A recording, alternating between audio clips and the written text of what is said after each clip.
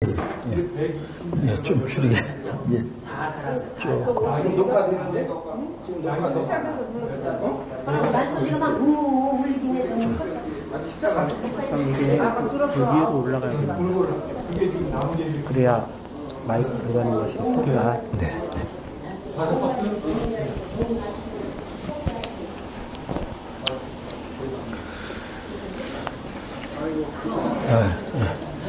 예, 13장 이제 우리 다섯 성품 개발의 부요함으로 채워라.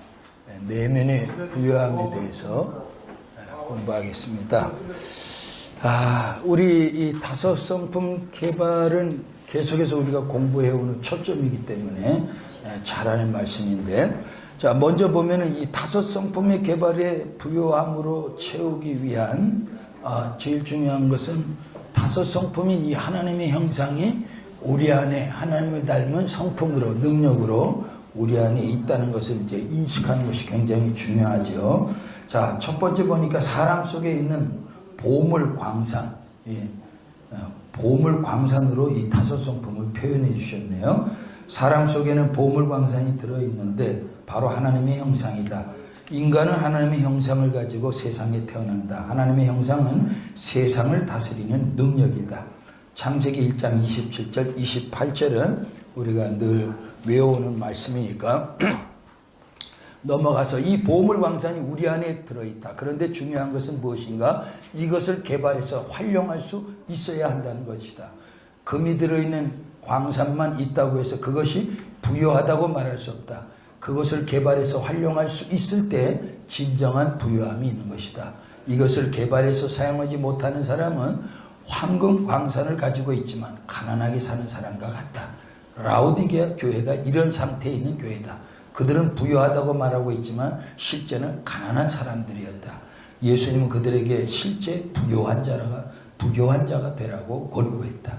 요한계시록 3장 17절 이하에 한번 다 같이 읽어볼까요? 내가 시작. 내가 말하기를 나는 부자라 부유하여 부족한 것이 없다 하나 네 곤고한 것과 가련한 것과 가난한 것과 눈먼 것과 벌거벗은 것을 알지 못하는도다. 내가 너를 권하노니 내게서 불로 연단한 금을 사서 부요하게 하고 흰옷을 사서 입어 벌거벗은 수치를 보이지 않게 하고 안약을 사서 눈에 발라 보게 하라. 거기 보면 불로 연단한 금을 사서 부요하게 하고, 그러니까 이게 육신적인 부요가 아니라 하나님 앞에서 영적인 부요함을 가지라고 하는 말씀인데, 오늘 우리도 실제 이제 하나님의 형상인 우리 안엔 이 다섯 상품의 이 광산이 이제 광산으로서 그 안에 있는 이제 좀 금이 어떻게 되어 있어요? 금은 그냥 광산 안에 있는 원석으로만 있게 하지 말고 원석을 캐서 어떻게 하라는 거죠? 가공을 해가지고 거기서 금도 찾고 은도 찾아서 뭘 만들라는 거예요? 금반지도 만들고 금고리도 만들고 무언가 가치 있게 이제 그것을 활용해서 누군가가 그걸 사고 싶어 할 수밖에 없도록 그렇게 이제 만들라는 거죠. 실제 부자는 광산을 가진 사람이 아니라 그것을 개발해서 활용하는 사람이다. 많은 사람들이 이렇게 산다. 자신 속에 세상을 다스릴 수 있는 엄청난 보물 광산을 가지고 있으면서도 이것을 개발해서 사용하지 못함으로 스스로 무능력하고 내면이 가난한 인생을 살고 있다. 이제 하나님이 우리를 세상에 보내실 때 담아주신 보물 광산을 열심히 개발해서 내면의 세계와 현장을 부요함으로 채워보라. 저는 이제 이 KDM을 만나가지고 처음에 당신이 보물입니다. 이걸 공부하면서 하나님의 형상이 이렇게 중요하구나.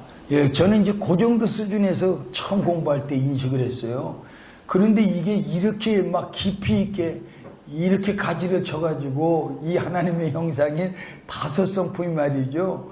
우리의 삶의 현장에서 이게 우리에게 진짜 능력이 되고 이게 능력이 돼가지고 우리 삶을 살아가게 만드는 중요한 요소로 이것을 개발해서 활용시켜주지 않으면 안 되는 정말 중요한 이유를 이 KDM에 와서만 여기서 들을 수 있는 얘기지 다른 데 가서는 이런 얘기 들을 수도 없고 말해주는 데가 없어요. 예. 네, 예.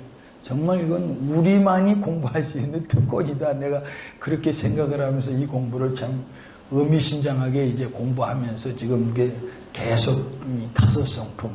야, 이걸 어떻게, 지금 저는 고민이 이제 이 다섯 성품 중에 특별히 인격성 안에 있는 자유의 기능 속에 있는 뭐가 있죠? 거기 보면 심리 상담, 심리 치유 쪽으로 공부하게 하는 이제 그 부분을 좀 관심을 갖고 이 부분을 좀 공부하면서 우리 KDM이 갖고 있는 요 인격성 안에 있는 자유의 기능을 어떻게 심리 상담, 심리 치유를 통해서 많은 사람들의 영혼을 과연 이걸 어떻게 좀 붙들어 줄 수 있는가.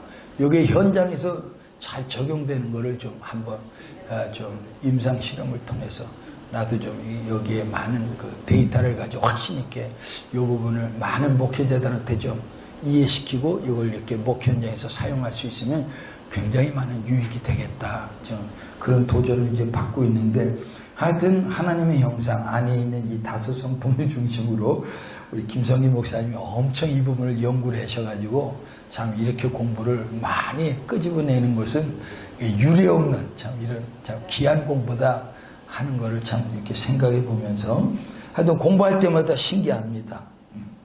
자, 그럼 우리가 개발해야 할 다섯 가지 보물 광산. 우리가 잘 아는 대로 다섯 가지 뭐가 있죠? 유일성, 인격성, 거룩성, 사랑성, 영원성. 예. 그 중에 이제 오늘 첫 번째 유일성 안에는 세 가지가 있죠.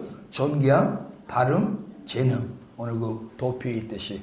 본래는 존귀함과 우리가 본래 공부한 내용은 두 번째가 뭐죠? 모양의 다양성이죠. 그 다음에 세 번째가 재능의 다양성. 이렇게 표현했는데 이 두 번째를 다름으로 표현했네요. 사실 모양의 다양성을 공부하면 다섯 가지 중요하죠. 먼저 모양의 다양성 안에 있는 다름의 배경이 중요하죠. 왜 다 다르냐? 하나님이 다 각각 종류별로 다르게 만드셨기 때문에 다 다를 수밖에 없고 다름의 중요성에는 왜 그러죠?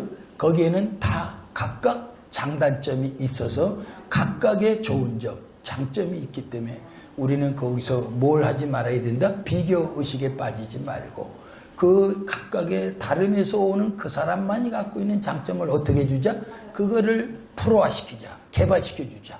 예, 그러면 그 사람이 그걸 가지고 뭐예요? 달인이 되고 전문가가 되기 때문에 사실 세상적으로 표현하면 대박이 터지는 인생을 살 것이고 우리가 영적으로 신앙적으로 생각하면 이제 하나님이 본래 우리를 향해 주신 우리를 향한 당신의 계획을 이루어 드릴 수 있는 우리에게 주신 달란트를 그대로 잘 개발해서 활용해서 들여주고 갈 수 있는 가장 복된 인생을 살다 가게 되는 것이고 그 다음에 이제 네 번째 중요한 게 뭐죠? 모양의 다양성 안에 있는 이 다름은 결국은 이제 어떻게 되는 거예요? 그 프로화시킨 장점을 가지고 주인의식을 가지고 주도적인 삶을 살아가는 이것이 하나님이 우리에게 하나님의 형상을 따라 만든 우리에게 대한 어떻게 보면 원천적인 하나의 목적이죠. 그렇게 살기를 원하는데 전 그렇게 살지 못해 우리가.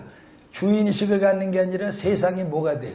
종노릇하고 세상 환경에 묶여가지고 사니까 이게 이제 오늘 이 모양의 다양성 안에 있는 주도적인 주인의식을 가진 삶으로 세상을 다스리고 지배할 수 있어야 되겠다. 그 다음에 이제 마지막 모양의 다양성 안에는 뭐죠? 나뿐만 아니라 상대방도 그런 중요한 이제 나름대로의 장점, 좋은 점을 가지고 그들에게 있어서 하나님이 원하시는 뜻을 이루어가는 사람들인데 그들과 함께 파트너십을 가지고 서로가 서로에게 있는 좋은 장점을 서로 병합시키고 조화를 이룰 때 더 큰 시너지 효과와 더 큰 하나님이 영광 받으실 일들을 만들어 갈 수 있기 때문이다. 그래서 모양의 다양성이라는 표현을 아마 여기에서는 다름이라는 표현을 이렇게 쓰신 것 같아요.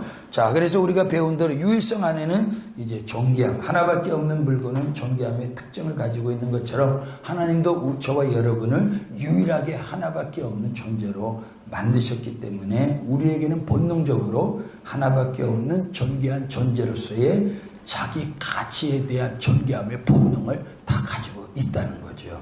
예. 자, 그래서 여기서 개발해야 될 가장 중요한 것은 존귀하게 여기는 능력이다. 사람을 존귀하게 여기면 그 사람이 내 편이 되고 내가 맡은 일을 존귀하게 여기면 그 일이 발전하게 되고 내가 키우는 식물들을 존귀하게 여기면 그 식물들은 더 많은 열매를 맺어주게 되고 스스로를 존귀하게 여기면 내면의 세계가 건강해지고 삶이 건강해진다. 존귀함의 보물은 세상을 얻을 수 있는 보물이다. 존귀하게 여기는 능력을 개발하고 발전시켜보라.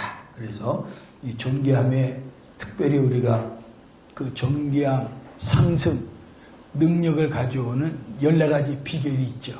그런데 외웠는데 저도 또 가물가물하다가 또 외웠는데 또 하다 보면 또 시간 가면 또 가물가물해서 자꾸만 결국은 이제 자꾸 눈으로 익히는 수밖에 없겠더라. 익히고 외워보고 익히고 다른 걸 또 자꾸 봐야 되다 보니까 예, 뒷장에 나오니까 한번 읽어보십시다. 이 12가지로 여기 나오는 건데 존귀함의 의미 12가지 한번 읽어볼까요? 시작. 존귀함, 인정하기, 감사하기, 예의 지켜주기, 인정하기, 존재, 수고, 다름, 가치, 생각, 행복 등 연구하고 이해해주기, 소중하게 여기기, 칭찬하고 자랑하고 높여주기, 아끼고 보호하고 치유하기, 배려하고 격려하며 기다려주기, 장점, 재능 개발하고 발전시켜주기, 신뢰 만들기, 성실과 진실함, 올바르게 활용하기. 예. 하여튼 눈에 들어오지만 막상 또 외우려고 하면 좀 더듬더듬 해야 되는데 하여튼 이 존귀함의 12가지 의미는 굉장히 우리에게 기본적으로 항상 나오는 것 같아요. 자, 그것이 무엇이든 존귀하게 여겨준다면 그것은 나를 존귀하게 만들어준다. 그래서 존귀함의 능력은 세상을 얻는 능력이다. 존귀함의 상대성 원리 우리 공부하면서 그죠? 이거를 하여튼 사람이든 환경이든 뭐 동식물이든 이게 적용만 시켜주면 그 존귀함으로 인해서 우리에게 오는 존귀함의 각종 혜택, 열매들은 엄청난 풍성한 열매를 이제 가져온다는 거야. 예. 근데 이제 무시하고 멸시하고 그냥 우습게 여기면 결국은 사람이 됐든 환경이 됐든 우리에게도 안 좋은 그런 여건이 이제 오죠. 그래서 주님이 말씀하셨죠. 사무엘상 2장 30절에 나를 존귀하게 여기면 내가 너희를 존귀하게 여기고 너희가 나를 무시하고 멸시하면 나도 너희를 경멸하리라. 이 굉장히 중요한 이제 하나의 존귀함의 상대성 법칙으로 주님 말씀을 공부한 게 기억이 나죠. 그 다음에 이제 두 번째 유일성 안에는 이 모양의 다양성, 다름의 광산인데 하나밖에 없는 것의 특징은 모두 다르다는 것이다. 이것이 재산이고 능력이다. 이 안에 다음과 같은 보석들이 있다. 다름 안에 있는 5가지 보석이 뭐가 있죠? 1번부터 시작. 다름의 중요성 인식하기, 비교하지 않기, 자기만의 장점 찾아 부러워하기, 주인 의식 갖기, 자기 역할 찾아 주도적 삶 살기, 좋은 파트너십 갖기. 예, 이게 모양의 다양성 안에 5가지 흐름이죠. 그 다음에 세 번째는 재능의 광산. 재능의 광산 안에는 4가지 재능이 있죠. 영성 재능, 감성 재능, 지적 재능. 영성 재능에는 신앙, 정체성, 가치, 행복, 위기, 극복, 공의성이 있는데 아무래도 영성 재능은 누가 탁월해야 되죠? 예, 우리 목사님들이 탁월해야 될 거예요. 이 부분이 우리는 살아있어야지 뭐 방법이 없어요. 예, 이 부분이 차라리 뭐 감성 재능, 지적 재능은 좀 약하다 할지라도 우리에게는 영성 재능이 생명이다. 이게 중요해요. 예. 두 번째 감성 재능은 이건 뭐예요? 예술 계통. 이런 연예인 이분들이 이 계통은 상당히 강할 수밖에 없지 않겠느냐. 그런 생각을 해봐요. 예. 목사님들도 이 계통이 강한 사람들이 부흥 강사도 잘할 것 같아요. 막. 송 목사님이세요? 그러면, 부럽습니다. 나는 이런 계통이 아주 강한 사람들 보면 부럽더라고요. 우리는 좀 목석 같아가지고 이게 잘 안 되는데. 예, 있어요. 이건 타고나야 될 것, 조금은. 예. 이게, 안 되더라고. 좀 흉내를 내보려고 해도 안 돼. 예.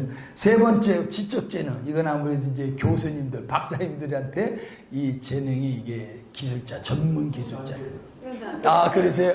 야, 우리 송 목사님 굉장히 많은 재능을 하나님 주셨는데, 감사합니다. 하여튼, 뭐, 3가지가 우리한테는 잘 조화를 이루면 더 좋겠는데, 예, 하여튼, 어느 부분이든지 좀 탁월한 쪽을 아무래도 그쪽 재능을 뭐 살려서 그 방면으로 우리가 나가야 되겠죠. 두 번째 인격성은 하나님의 이름, 여호와에서 주어진 특징. 이 인격성 안에는 다음 세 가지 보물광선이 있다. 세 가지 뭐죠? 시작. 생각의 기능, 자유의 기능, 소통, 대화의 기능. 이렇게 세 가지가 있죠. 자, 생각의 광산 144페이지. 사람은 생각하는 만큼 행동하고 생각하는 만큼 인생을 만들어간다. 그래서 생각하는 능력을 개발하고 발전시켜 주어야 한다. 모든 것은 생각에서 나오기 때문이다. 천지창조 역시 하나님의 생각에서 나왔고 모든 문명의 발전은 사람의 생각에서 나왔다. 변화와 발전은 모두 생각에서 나온다. 그러므로 기계처럼 살아서는 안 되며 생각하는 훈련을 해야 한다. 생각의 특징, 생각하는 방법, 생각해야 할 것들, 생각 측정하기 등을 훈련해야 한다. 이거 우리가 인격성 배우는 데서 다 한 번씩 배웠던 것들이니까 생각의 기능. 예, 이게 이제 목회자들한테는 상당히 중요한 것 같아요. 이 목회 말씀 전하고 말씀 준비하는 일에 이 생각의 기능이 탁월한 분들이 확실히 말씀의 깊이가 있을 수밖에 없는 것 같아요. 예? 예, 하여튼 우리 송 목사님으로 하십시다. 예. 하여튼 부럽습니다. 예. 두 번째, 인격성 안에 있는 자유의 기능. 자유는 인간의 행복의 조건이다. 억압은 인간을 고통스럽게 한다. 그래서 자신이 스스로 자유할 줄 아는 능력, 다른 사람을 자유하게 하는 능력을 개발하고 키워야 한다. 자유하게 하는 능력을 하나님 진리, 천국, 성령의 역사로 통하여 활용하는 능력 역시 중요하다. 예, 자유의 기능. 자, 이 자유. 예. 결국은 진리 되시는 예수님 안에서 먼저 자유해야 되겠죠. 예. 이 자유가 이제 다른 사람의 영혼을 또 그리스도 예수 안에서 복음을 가지고 자유하게 만들어주고, 예, 이게 굉장히 그러니까 근본적인 자유를 우리가 얻어서 이 자유를 다른 사람들의 영혼에게 근본적인 이 자유의 은혜를 힘있게 만들어주는 게 이게 목회의 굉장히 중요한 사역 같아요. 그러면 사람들이 뭐랄까, 은혜 받았다 이렇게 얘기할 것 같아요. 이게 저도 고민하는 게 은혜를 끼친다고 하다가 말씀을 막 전하다 보면 말씀을 전했는데 진짜 은혜가 은혜돼서 저들이 은혜 받고 자유하고 기뻐하고 가는 말씀이 됐을까? 그렇지 않을 때가 종종 많이 있어요. 전황 열심히 전했는데 은혜 받은 티가 없이 성도들이 그냥 나갈 때 보면 가슴이 씁쓸해질 때가 이게 있거든요. 예.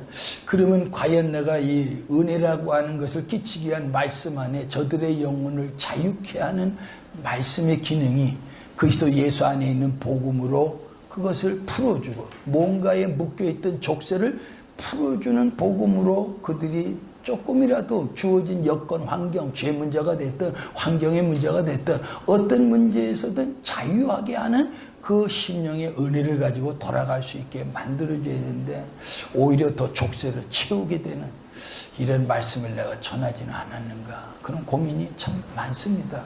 아직도 제가 덜 성숙돼서 뭔가 이게 풀어줘서 자유하면서 나갈 때는 망아지처럼 어떻게 해줘야 돼요? 뛰게 만들어지. 오늘 너무 감사. 오늘 날 정말 기쁘다. 나 이제 다시 시작할 수 있는 용기가 생겼다. 뭔가 환경에서 매인 것이 풀어지고, 혹시 한 주간 살면서 죄를 범했다가 할지라도 그리스도 예수 안에 있는 그분의 그 보혈의 은총이 그들을 자유케 하면서 나갈 수 있게 이게 만들어줘야 되는데, 이게 과연 이 자유의 기능이 이게 제대로 목회 현장에서 적용되느냐. 이제 가끔 뭐 이제 부흥회나 뭐 이런 거 할 때는 이제 적용시키느라고 막 이제 전하지만, 실제 주일 예배 항상 드리는 예배에서는 이런 부분이 이제 수시로 적용하기가 참 또 어려운 부분도 있겠죠. 있죠. 예. 목사님께 말씀하실 때 너무 진짜 은혜스럽고 정말 진실하게 한다 하는데, 계속 성 들으면 은혜만 받았다고 그 눈치만 살피고 그 사람들 비유 맞추는 것 같은 그런 마음이 든다고, 회개하라고 외치고 그러면 그 사람들 얼굴 찡그리고 나갈 수도 있잖아요. 회개를 자기들이. 그렇지. 이제 회개하라는데 안 하고 이제 거역하고 마음 문을 닫으면 찡그리고 나가겠죠. 목사님 막 너무 신경 쓰는 것 같아요. 그렇지. 그건 너무 신경 쓰는 게 아니고, 일단 하나님의 영이 은혜의 영으로 역사할 때는 풀어주고, 열어주고, 회개하고, 그 주님의 보혈의 은혜가 적용이 되는 거예요. 어쨌든 그것이 말씀을 통해서 적용이 되면 자유하게 되는, 그 속에서 깨닫고 돌이키고, 나름대로 그 안에서 뭔가 이렇게 자유할 수 있는 그 심령을 가지고 다시 새롭게 주님을 향해 또 믿음으로 반응하려고 하는 이런 이제 자세를 가질 수 있게 해줘야 되거든. 예, 물론 이제 그런 믿음을 갖게 된다면 회개도 외친다면 자기 상처도 받을 수도 있지. 맨날 그 기분 좋게만 할 수는 없잖아. 하나님 외치라는 말을 외쳐야지. 성도도 비유 맞추는 말만 할 수는 없잖아. 이제 그거는 이제 성도들의 입장에서 가끔 마음을 안 여는 사람들의 입장을 보면 이제 그렇게 또 말할 수도 있어요. 그러나 중요한 건 목회자의 입장은 하나님이 맡겨주신 목회적 사역적 입장이니까 그들을 어떻게 자유하게 할 거냐, 어떻게 은혜 받고 어떻게 주님의 은혜 아래서 다시 믿음으로 살아가게 할 거냐. 그놈이 회개해야 자유. 그놈이 회개해야. 예. 하여튼 이런 부분들, 이런 부분들이 이제 그분들의 책임도 있지만 말씀을 전하는, 복음을 전하는 우리 책임도 있다 하는 것도. 저는 이제 한간에 이게 많이 느낀 게 내가 너무 율법주의적인 말씀을 많이 전했구나 하는 거를 많이 깨달아 봤어요. 왜? 말씀대로 살아라. 말씀이 이렇게 하니까 이렇게 해라. 근데 이렇게 해라 저렇게 해라 하라는 말씀을 너무 많이 전하다 보니까 이게 율법주의적인 설교가 되지 않았나 싶은 게 내 자신을 얼른 돌이켜볼 수 있고, 이게 그래서 또 고민하다가 이걸 어떻게 복음적인 설교로, 복음적인 설교 안에서 저들이 받은 은혜를 은혜로 이걸 감격하게 하고 감사하게 만들어줘야 되는데, 그 부분에 이제 차이점을 놓고 또 설교를 어떻게 전할 것이냐, 이게 이제 고민이 된, 이제 양쪽이 다 병행해야 되겠지만은, 이걸 이제 능수능란하게 잘하는 목회자가 결국 이제 성도들을 잘 이끌어가는 거죠. 알았어요. 두 분이 다 잘하시네요. 나중에 좀 한 수 가르쳐 주세요. 이럴 땐 이렇게 전하면 그들이 은혜 받고, 이럴 땐 이렇게 권고해서 그들의 믿음을 다듬어 줘야 됩니다. 좋습니다. 하여튼 이 자유의 기능, 이것이 우리 인격성 안에 굉장히 우리를 치유해 주고 자유케 해서 나름대로의 신앙생활을, 삶을 통해서 이제 기뻐서 감사해서 살아가게 만들어주는 굉장히 중요한 기능이죠. 그 다음 세 번째, 이제 소통의 능력, 대화의 능력인데, 성공과 실패의 갈림길은 소통에 있다. 아무리 좋은 물건을 만들었어도 소통이 안 되면 소용이 없고, 아무리 좋은 집에 살아도 소통이 없으면 고통스럽고, 업무하고 모든 것들이 잘 되고 안 되는 것 역시 소통에 달려 있다. 소통이 잘 안 되는 곳에, 잘 되는 곳에 행복과 성공이 있다. 십자가는 하나님과 사람의 소통, 사람과 사람의 소통의 증표이다. 그러니까 이 소통이 잘 된다. 이건 뭔가 서로 마음이 통한다. 이렇게 이제 보는 것이고. 비슷한 말인가요? 소통하고 개통하고? 교통이. 개통이요? 소가 있으니까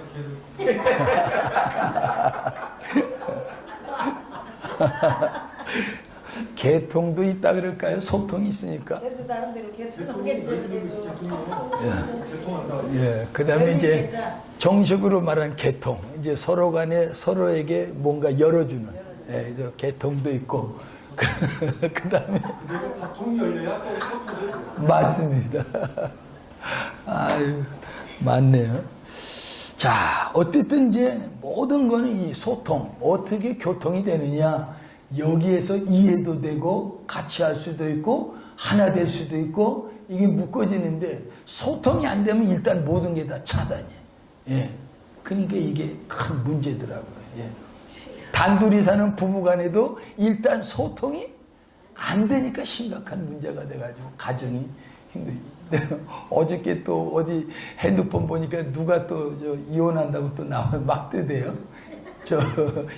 탤런트인가 영화배우인가 구혜선 하고 안뭐요? 그래서 이게 또 뭐가 지금 소통이 또 안 되고 있구나 이거예요. 소통이 안 되니까 단절이 돼가지고 결국은 못 살겠다 이렇게 이제 나오는. 예, 모든 게 소통이 어때? 전화 여러분이나 또 우리 KDM을 통한 여기에서 뭔가 소통이 되니까 우리가 여기 와서 공부를 하지.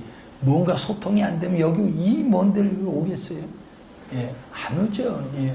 부회장님한테 한번 알아보세요. 네네, 한번.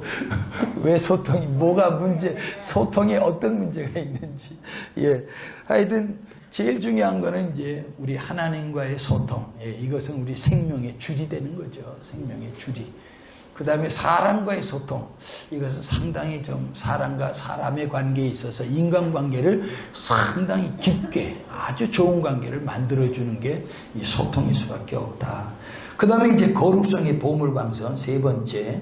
거룩성은 자기를 지키고 행복하게 만드는 성품의 보물들이다. 이 안에 다음 세 가지. 뭐가 있죠? 첫 번째는 예, 영성인 신앙이 있고, 두 번째는 성품의 영역인 우리가 42가지 있고, 그 다음에 세 번째 컨설팅에 해당되는 회개의 영역이 있겠죠. 영성에는 애굽의 노예로 팔려갔던 요셉이 애굽의 총리가 된 것도, 전쟁 불모로 잡혀갔던 다니엘이 바벨론의 총리가 된 것도 알고 보면 모두 신앙의 힘 때문이었다. 신앙은 하나님의 힘을 동원하는 능력이다. 영성의 능력을 길러야 한다. 예.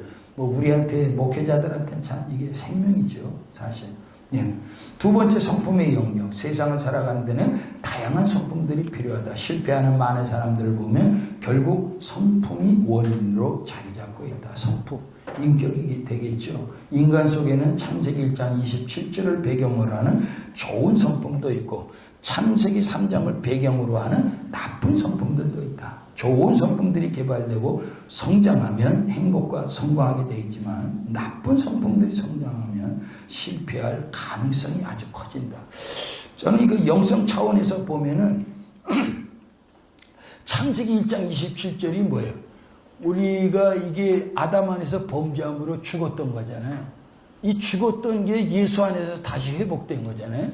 그래서 이 창세기 1장 27절에 이 본래의 내가 이제 살아났으니까, 예, 이 본래의 내가 살아난 이 기능이 살아야 된다는 거예요. 이 내가 개발돼야 된다고 지금 계속 말씀하시고, 그 다음에 이제 창세기 3장에 죄성을 가진 나는 이게 이제 만들어져가는 나로서, 요것도 또 하나의 나로서 계속 자리 잡고 두 내가 싸운다 그러잖아요. 로마서 7장에 원하는 바 선은 행치 않고, 그거는 뭐예요? 창세기 3장의 죄성을 가진 나. 그 다음에 악은 행하고, 원하는 바 선은 행하는, 그 원하는 바 선은 뭐예요? 창세기 1장 27절의 본래의 나고.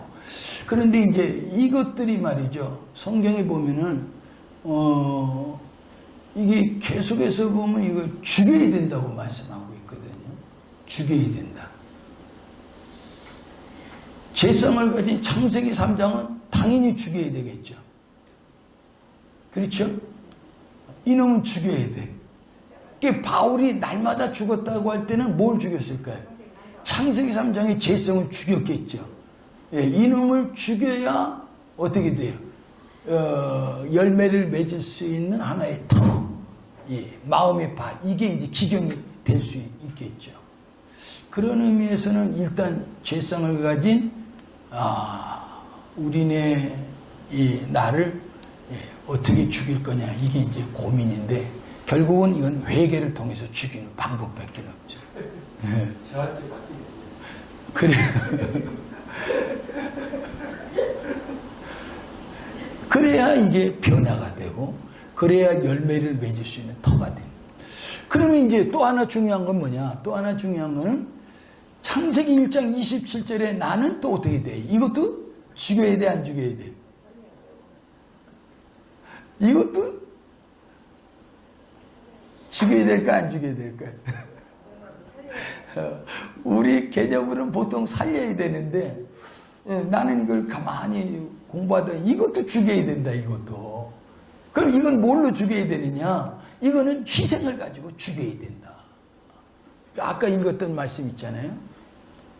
요한복음 12장 24절에 한 알의 밀이 땅에 떨어져 죽지 않으면 그대로 있지만 죽으면 그랬거든. 죽으면.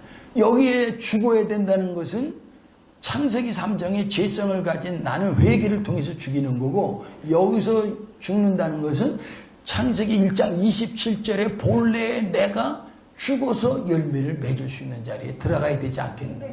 그러면 창세기 1장 27절에 본래의 나는 어떻게 죽여요? 희생을 통해서 죽일 때 열매를 맺을 수 있는 자리로 들어가지 않겠느냐. 예.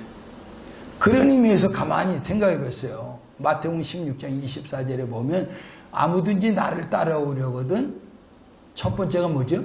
자기를 부인하고 할 때 자기 부인은 창세기 3장에 죄성을 가진 자기를 부인해요. 그걸 죽여야 돼. 이해가 되죠? 근데 그 다음 나오는 게 뭐예요? 자기 십자가를 지고 나오거든요. 거기 나오는 자기 십자가는 뭐예요? 그거는 창세기 1장 27절에 예수 안에서 다시 회복된 하나님의 형상, 이것이 사는 건데, 이것이 회복된 건데, 이걸 뭘 하는 거예요? 십자가를 져야 된단 말은 희생을 통해서 이것도 죽여져야 그 다음에 뭐예요? 제자로서 따라올 수 있는 길로 들어가는 것이 아니냐. 이렇게 이제 그 깨달아지더라고요. 네.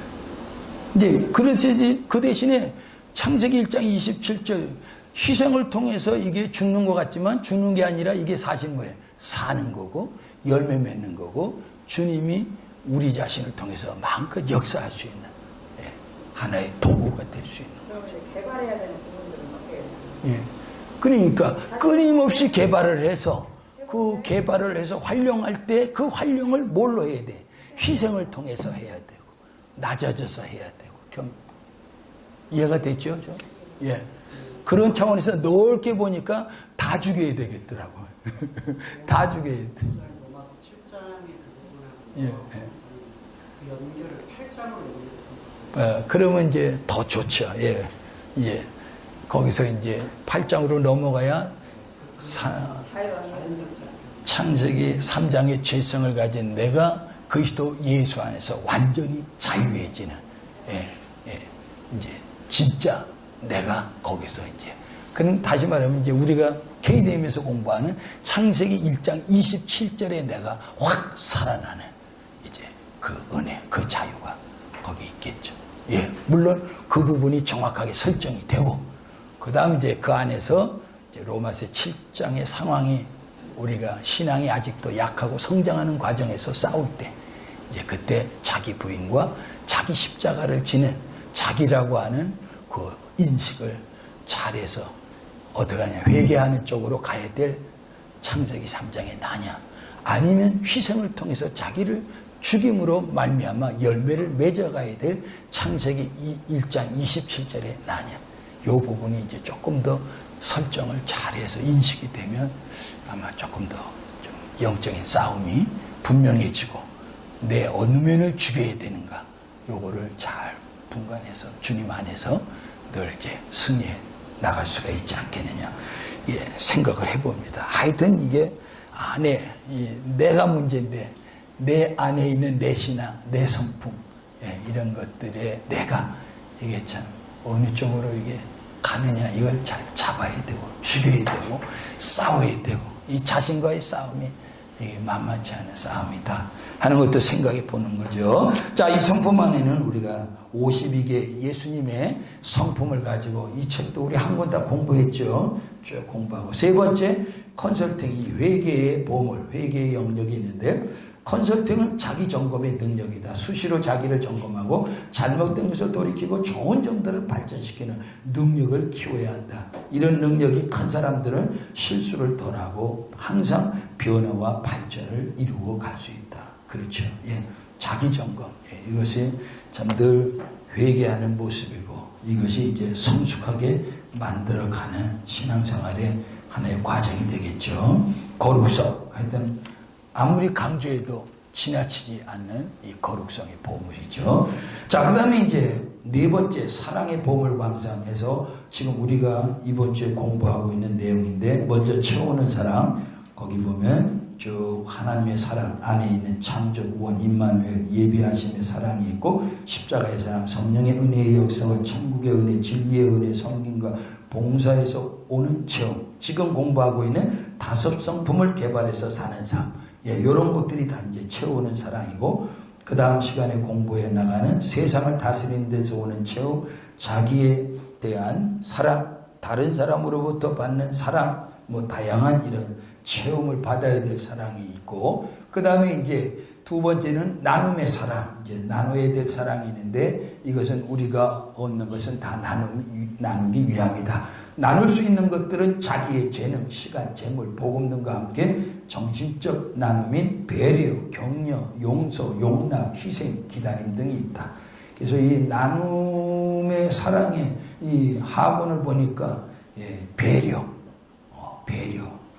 그 다음에 이제 배려, 그 다음에 이제 희생, 그 다음에 뭐 수용 이런 것들이 이제 주가 돼가지고 나눌 수 있는 자리에 이제 우리가 들어가야 될 것에 대해서 공부하도록 만들어 주더라고요. 자, 그 다음에 이제 이건 공부해 나가면서 배우고요. 5번째 이제 영원성의 보물광산.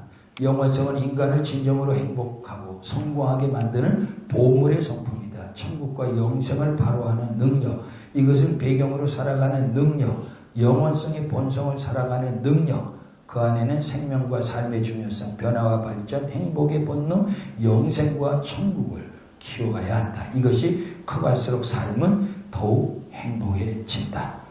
그래서 이 노후에는 아무래도 우리가 빈둥지 증후군에 시달려야 되니까 이렇게 저렇게 다 빠져나가고 이제 뭔가 공허해질 때 아무래도 하늘의 것, 영원성의 것들로 채워져야 그나마 하늘의 소망을 가지고 남은 생애를 우리가 살아갈 수 있지 않겠는가.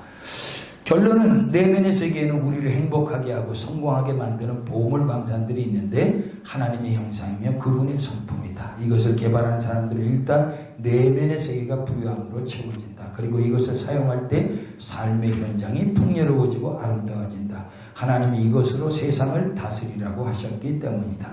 그러므로 우리는 한 달란트 받은 사람처럼 이것들을 땅속에 묻어둔 채로 빈곤하게 살아서는 안 되며 부지런하게 개발해서 자신과 세상을 부유하게 만들고 풍성하게 만들어갈 수 있어야 한다.